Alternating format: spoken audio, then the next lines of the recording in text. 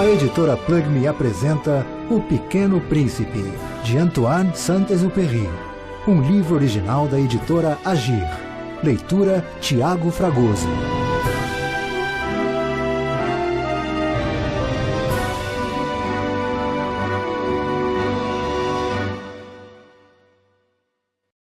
Dedicatória. Peço perdão às crianças por dedicar este livro a uma pessoa grande. Tem um bom motivo. Essa pessoa grande é o melhor amigo que possuo. Entretanto, tem um outro motivo. Essa pessoa grande é capaz de compreender todas as coisas, até mesmo os livros de criança. Tenho ainda um terceiro. Essa pessoa grande mora na França e ela tem fome e frio. Ela precisa de consolo.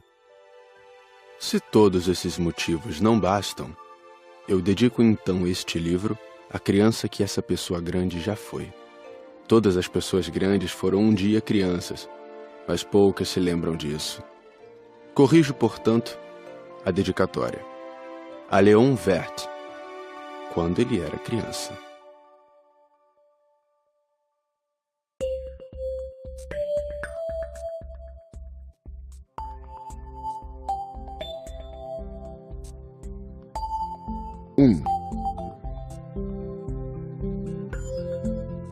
Certa vez, quando tinha 6 anos, vi num livro sobre a Floresta Virgem, Histórias Vividas, uma impressionante gravura. Ela representava uma jiboia engolindo um animal.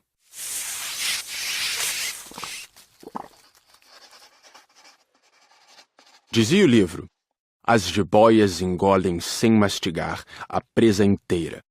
Em seguida, não podem mover-se e dormem os 6 meses da digestão. Refleti muito sobre as aventuras da selva e fiz, com lápis de cor, o meu primeiro desenho. Mostrei minha obra-prima às pessoas grandes e perguntei se o meu desenho lhes dava medo. Responderam-me: por que é que um chapéu daria medo? Meu desenho não representava um chapéu, representava uma jiboia digerindo um elefante. Desenhei então o interior da jiboia, a fim de que as pessoas grandes pudessem entender melhor. Elas têm sempre necessidade de explicações detalhadas.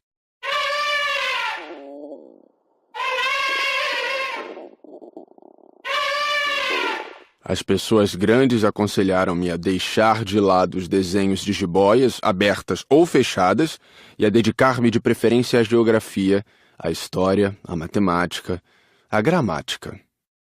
Foi assim que abandonei, aos 6 anos, uma promissora carreira de pintor. Fora desencorajado pelo insucesso do meu desenho número 1 e do meu desenho número 2. As pessoas grandes não compreendem nada sozinhas, e é cansativo para as crianças estar a toda hora explicando. Tive então que escolher uma outra profissão e aprendi a pilotar aviões. Voei por quase todas as regiões do mundo. E a geografia, é claro, me serviu muito. Sabia distinguir, num relance, a China e o Arizona. Isso é muito útil quando se está perdido na noite. Desta forma, ao longo da vida, tive vários contatos com muita gente séria. Convivi com as pessoas grandes.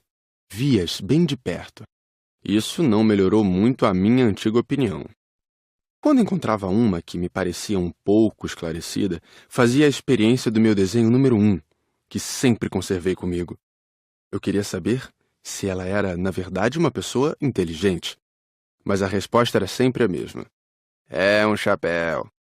Então eu não falava nem de jiboias, nem de florestas virgens, nem de estrelas. Colocava-me no seu nível. Falava de bridge, de golfe, de política, de gravatas. E a pessoa grande ficava encantada de conhecer um homem tão versátil.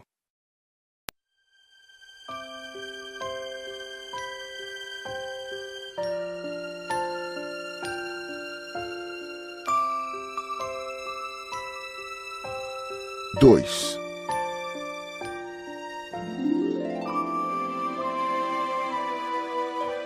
Vivi, portanto, só, sem alguém com quem pudesse realmente conversar. Até o dia em que uma pane obrigou-me a fazer um pouso de emergência no deserto do Saara, há cerca de 6 anos, alguma coisa se quebrara no motor. E como não trazia comigo nem mecânico nem passageiros, preparei-me para executar sozinho aquele difícil conserto. Era, para mim, questão de vida ou morte.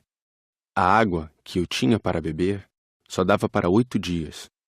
Na primeira noite adormeci sobre a areia, a milhas e milhas de qualquer terra habitada. Estava mais isolado que um náufrago num bote perdido no meio do oceano. Imaginem qual foi a minha surpresa quando, ao amanhecer, uma vozinha estranha me acordou. Dizia: Por favor, desenha-me um carneiro. O quê? Desenha-me um carneiro. Levantei-me num salto, como se tivesse sido atingido por um raio. Esfreguei bem os olhos, olhei ao meu redor e vi aquele homenzinho extraordinário que me observava seriamente. Olhava para essa aparição com olhos arregalados de espanto. Não esqueçam que eu me achava a milhas e milhas de qualquer terra habitada. Ora, o meu pequeno visitante não me parecia nem perdido, nem morto de fadiga, nem morto de fome, de sede ou de medo.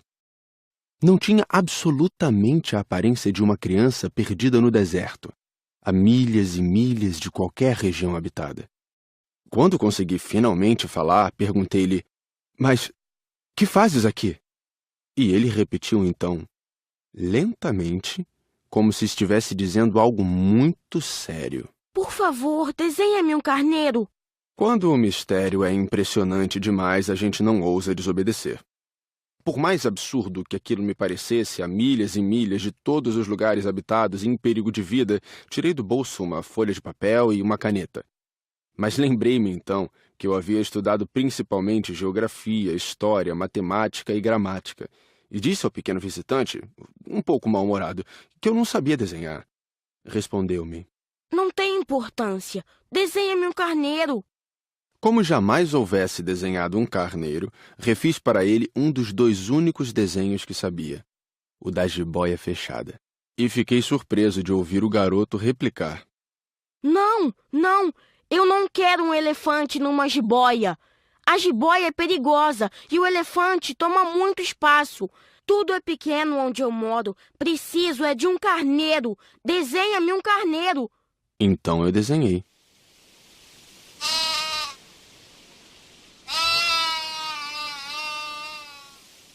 Olhou atentamente e disse: Não, esse já está muito doente. Desenha outro. Desenhei de novo. O meu amigo sorriu paciente.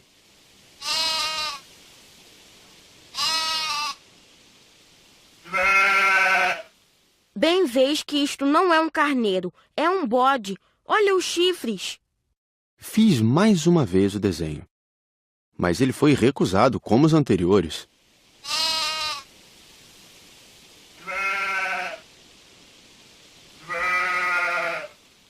Esse aí é muito velho. Quero um carneiro que viva muito tempo. Então, perdendo a paciência e como tinha pressa em desmontar o motor, rabisquei o desenho e arrisquei. Esta é a caixa. O carneiro que queres está aí dentro. Fiquei surpreso ao ver iluminar-se a face do meu pequeno juiz. Era assim mesmo que eu queria. Será preciso muito capim para esse carneiro? Por quê? Porque é muito pequeno onde eu moro. Qualquer coisa chega. Eu te dei somente um carneirinho. Inclinou a cabeça sobre o desenho. Não é tão pequeno assim. Olha, ele adormeceu. E foi assim que conheci, um dia, o Pequeno Príncipe.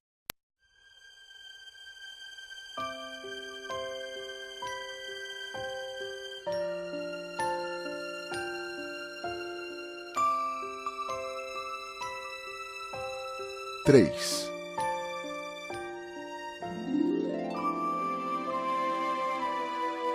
Levei algum tempo para entender de onde ele viera. O príncipezinho, que me fazia milhares de perguntas, parecia nunca escutar as minhas. Palavras pronunciadas ao acaso é que foram pouco a pouco revelando sua história. Assim, quando viu pela primeira vez meu avião, perguntou-me: Que coisa é aquela? Não é uma coisa. Aquilo voa. É um avião. O meu avião. Eu estava orgulhoso de lhe dizer que eu voava. Então ele perguntou meio assustado. Como? Tu caíste do céu? Sim, respondi humildemente. Ah, isto é engraçado. E o Pequeno Príncipe deu uma bela risada que me irritou profundamente.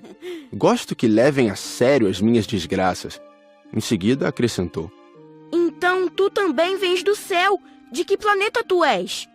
Vislumbrei um clarão no mistério da sua origem e perguntei repentinamente. Tu vens então de outro planeta? Mas ele não me respondeu. Balançava lentamente a cabeça observando o meu avião. É verdade que nisto aí não podes ter vindo de muito longe. Mergulhou então num pensamento que durou algum tempo. Depois, tirando do bolso o meu carneiro, ficou contemplando seu tesouro. Imaginem como eu ficara intrigado com aquela simples menção sobre os outros planetas. Esforcei-me então por saber um pouco mais. De onde vens, meu caro? Onde é tua casa? Para onde queres levar meu carneiro? Ficou algum tempo em silêncio e depois respondeu. O bom é que a caixa que me deste poderá, de noite, servir de casa para ele. Sem dúvida. E se tu fores um bom menino, te darei também uma corda para amarrá-lo durante o dia e uma estaca para prendê-lo. A proposta pareceu chocá-lo. Amarrar? Que ideia estranha! Mas se tu não o amarras, ele vai-se embora e se perde. E meu amigo deu uma nova risada. Mas onde queres que ele vá? Não sei. Por aí, andando sempre em frente. Então o Pequeno Príncipe disse, muito sério. Não faz mal, é tão pequeno onde moro. E depois, talvez com um pouco de melancolia, acrescentou ainda. Quando a gente anda sempre em frente, não pode mesmo ir muito longe.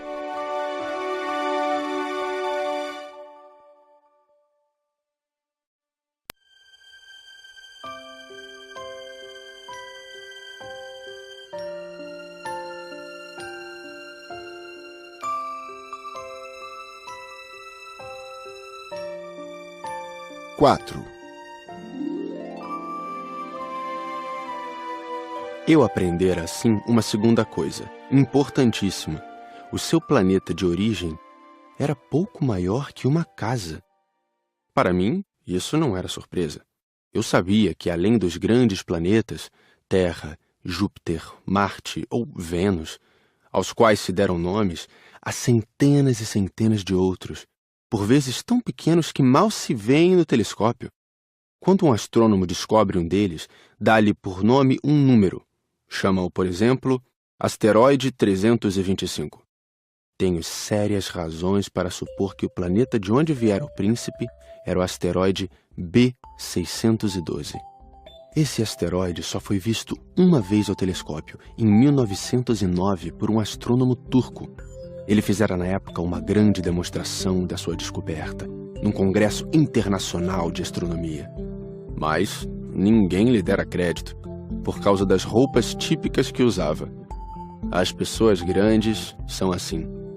Felizmente, para a reputação do asteroide B612, um ditador turco obrigou o povo, sob pena de morte, a vestir-se à moda europeia. O astrônomo repetiu sua demonstração em 1920, vestido numa elegante casaca. Então, dessa vez, todo mundo acreditou. Se lhes dou esses detalhes sobre o asteroide B612 e lhes confio seu número, é por causa das pessoas grandes. Elas adoram os números. Quando a gente lhes fala de um novo amigo, as pessoas grandes jamais se interessam em saber como ele realmente é. Não perguntam nunca, qual é o som da sua voz? Quais os brinquedos que prefere? Será que ele coleciona borboletas? Mas perguntam, qual é a sua idade? Quantos irmãos ele tem? Quanto pesa? Quanto ganha seu pai?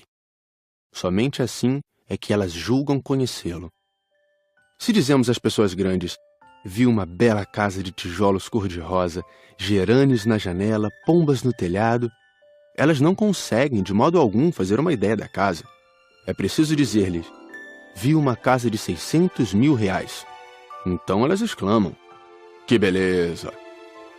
Assim, se a gente lhes disser, a prova de que o príncipezinho existia é que ele era encantador, que ele ria e que ele queria um carneiro. Quando alguém quer um carneiro, é porque existe. Elas pouco se importarão e nos chamarão de criança. Mas se dissermos, o planeta de onde ele vinha é o asteroide B612, ficarão inteiramente convencidas e não amolarão com perguntas. Elas são assim mesmo. É preciso não lhes querer mal por isso. As crianças devem ser muito tolerantes com as pessoas grandes. Mas, com certeza para nós, que compreendemos o significado da vida, os números não têm tanta importância. Gostaria de ter começado esta história como nos contos de fada. Gostaria de ter começado assim. Era uma vez um pequeno príncipe que habitava um planeta pouco maior que ele e que tinha necessidade de um amigo. Para aqueles que compreendem a vida, isto pareceria, sem dúvida, muito mais verdadeiro. Dá-me tanta tristeza narrar essas lembranças. Já faz 6 anos que meu amigo se foi com seu carneiro.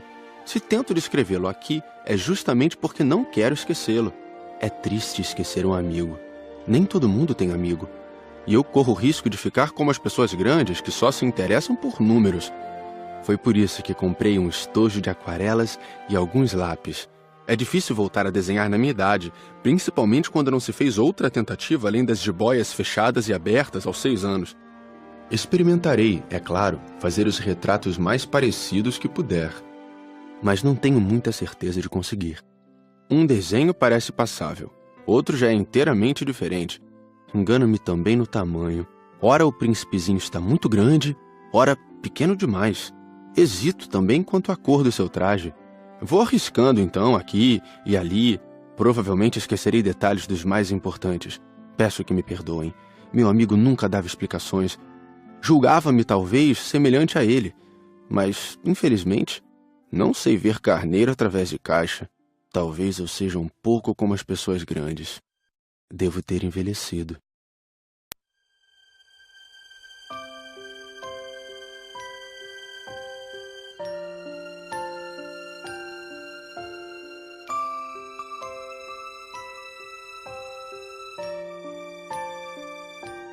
Cinco.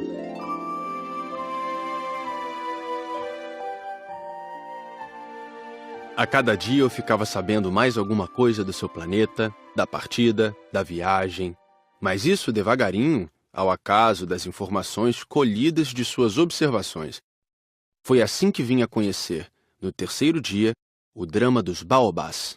Dessa vez ainda foi graças ao carneiro, pois de repente o pequeno príncipe me perguntou como se tivesse um sério problema. É verdade que os carneiros comem arbustos? Sim, é verdade. Ah, que bom! Não entendi imediatamente por que era tão importante que os carneiros comessem arbustos, mas o pequeno príncipe acrescentou. Portanto, eles comem também os baobás?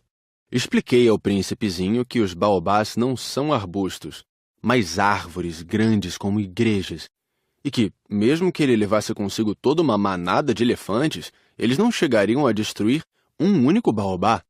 A ideia de uma manada de elefantes fez o pequeno príncipe rir.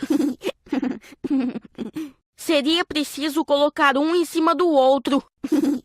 Mas, sabiamente, observou em seguida.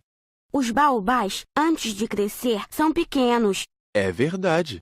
Mas por que tu desejas que os carneiros comam os baobás pequenos? Bem, vejamos. E foi-me preciso um grande esforço para decifrar sozinho esse problema. De fato, no planeta do Pequeno Príncipe havia, como em todos os outros planetas, ervas boas e más. Consequentemente, sementes boas de ervas boas, sementes más de ervas más. Mas as sementes são invisíveis. Elas dormem nas entranhas da terra até que uma cisme de despertar. Então, ela se espreguiça e lança timidamente para o sol um inofensivo galinho. Se é de roseira ou rabanete, podemos deixar que cresça à vontade. Mas quando percebemos que se trata de uma planta ruim, é preciso que a arranquemos imediatamente. Ora, havia sementes terríveis no planeta do Pequeno Príncipe. As sementes de baobá. O solo do planeta estava infestado. E quando não se descobre que aquela plantinha é um baobá, nunca mais a gente consegue se livrar dele. pois suas raízes penetram o planeta todo, atravancando-o. E se o planeta é pequeno e os baobás numerosos, o planeta acaba rachando. É uma questão de disciplina, Me disse mais tarde o príncipezinho. Quando a gente acaba a toalete da manhã, começa a fazer com cuidado a toalete do planeta. É preciso que nos habituemos a arrancar regularmente os baobás, logo que se diferenciem das roseiras, com as quais muitos se parecem quando pequenos. É um trabalho sem graça, mas de fácil execução. E um dia aconselhou-me a fazer um belo desenho para que as crianças do meu planeta tomassem consciência desse perigo. Se algum dia tiverem de viajar, Explicou-me. poderá ser útil para elas. Às vezes, não há inconveniente em protelar um trabalho, mas, quando se trata de baobás, é sempre uma catástrofe. Conheci um planeta habitado por um preguiçoso. Ele havia deixado que ali crescessem 3 arbustos. E, de acordo com as orientações do Pequeno Príncipe, desenhei o tal planeta. Não gosto de assumir o tom de moralista, mas o perigo dos baobás é tão pouco conhecido e tão grandes são os riscos para aquele que um dia se perdesse no asteroide que, ao menos uma vez, abro exceção e digo: crianças, cuidado com os baobás.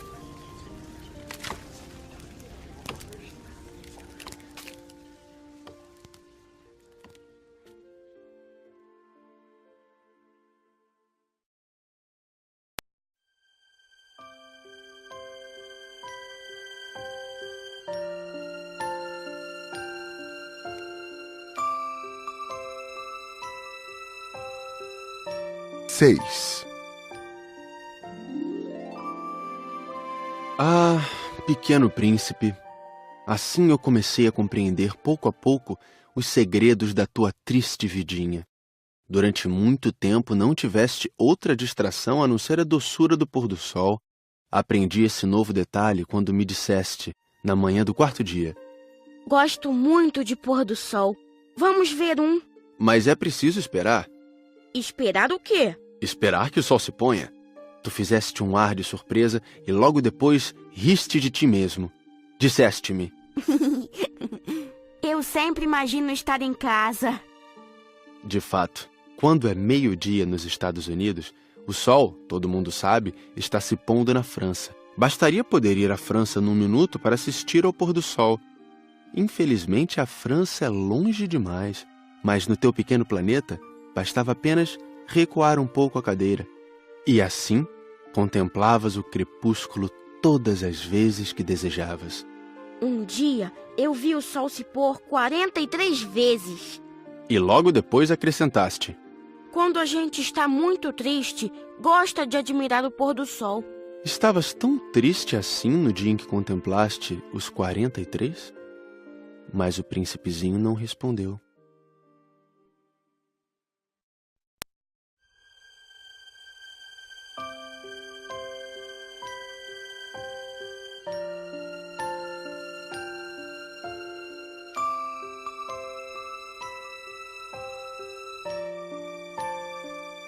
Sete.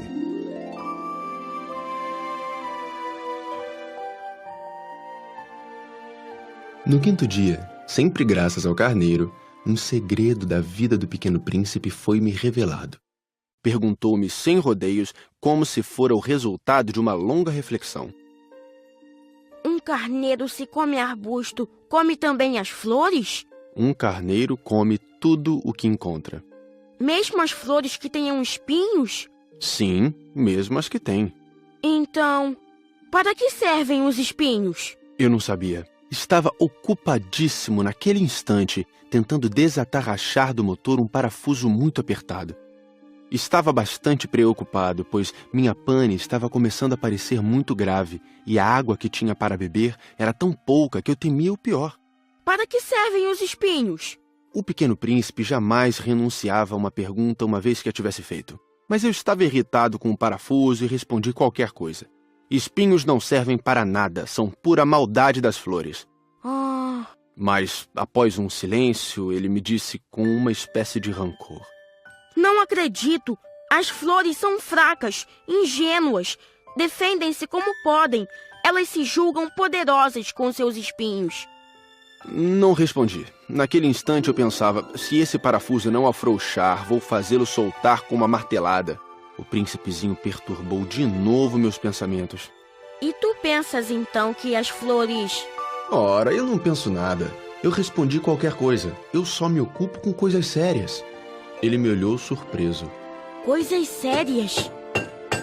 Ele me via de martelo em punho, dedos sujos de graxa, curvado sobre um objeto que lhe parecia ser muito feio. Tu falas como as pessoas grandes. Senti um pouco de vergonha, mas ele acrescentou, implacável. Tu confundes todas as coisas, misturas tudo. Ele estava realmente muito irritado. Sacudia ao vento seus cabelos dourados. Eu conheço um planeta onde há um sujeito vermelho, quase roxo. Nunca cheirou uma flor, nunca olhou uma estrela, nunca amou ninguém. Nunca fez outra coisa senão contas. E o dia todo repete, como tu: eu sou um homem sério, eu sou um homem sério. E isso faz inchar-se de orgulho. Mas ele não é um homem, é um cogumelo. Um quê? Um cogumelo. O príncipe estava agora pálido de cólera. Há milhões e milhões de anos que as flores produzem espinhos. Há milhões e milhões de anos que, apesar disso, os carneiros as comem. E não será importante procurar saber por que elas perdem tanto tempo produzindo espinhos inúteis. Não terá importância a guerra dos carneiros e das flores? Não será mais importante que as contas do tal sujeito? E se eu, por minha vez, conheço uma flor única no mundo, que só existe no meu planeta, e que um belo dia um carneirinho pode destruir num só golpe, sem saber o que faz, isto não tem importância? Corou um pouco e continuou em seguida. Se alguém ama uma flor da qual só existe um exemplar em milhões e milhões de estrelas, isso basta para fazê-lo feliz quando a contempla. Ele pensa, minha flor está lá, em algum lugar. Mas se o carneiro come a flor, é para ele como se todas as estrelas repentinamente se apagassem. E isto não tem importância. Não pôde dizer mais nada. Imediatamente se pôs a soluçar. A noite caíra. Larguei as ferramentas. Ria-me do martelo, do parafuso, da sede e da morte. Havia numa estrela, num planeta, o meu, a Terra, um príncipezinho a consolar. Tomei-o nos braços, embalei-o e lhe dizia, a flor que tu amas não está em perigo. Vou desenhar uma mordaça para o carneiro, uma cerca para a tua flor. Eu não sabia mais o que dizer. Sentia-me envergonhado. Não sabia como consolá-lo, como me aproximar dele. É tão misterioso o país das lágrimas.